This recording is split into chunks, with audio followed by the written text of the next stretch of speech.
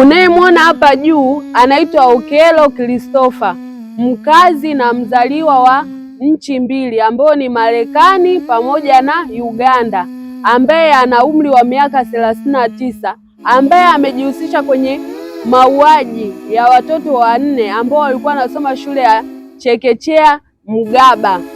Sasa huyu Christopher Okello alikuwa amejifanya kwamba yeye ni mzazi na alienda kwenye shule ya msingi Mugaba kwa lengo ya kumwona mtoto. Alijitambulisha kama yeye ni mzazi wa watoto kati ya hao watoto waliopo hapo shuleni.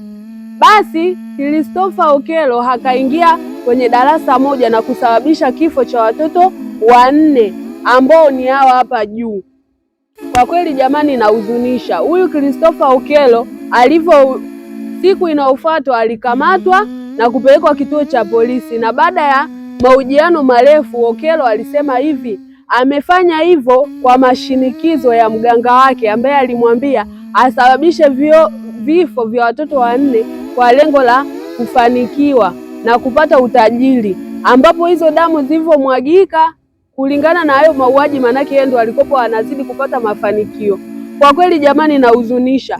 Huyu Christopher Okello amefikishwa mahakamani kama mnavyoona, na kesi yake imesomewa. Atahukumiwa kifungo cha muda mrefu, akiwa anahukumiwa jela kwa kosa la kufanya mauaji kwa watoto wa chekechea.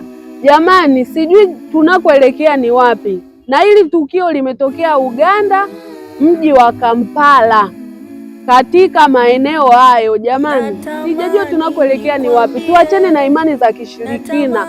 Afrika inateketea kwa masuala ambayo yanahusisha imani ya kishirikina. Na wakumbusha tumrudie Mungu, na wakumbusha tuendelee kusali kila wakati. Tuachane na masuala ya kushiriki kwenye imani ambazo sio sahihi. Jamani, tumrudie Mungu, hakika yeye ni mwema na ambaye atatusaidia kufanya hivyo. Lakini pia tusisahau kuombea watoto walazwe mahali pema peponi jamani.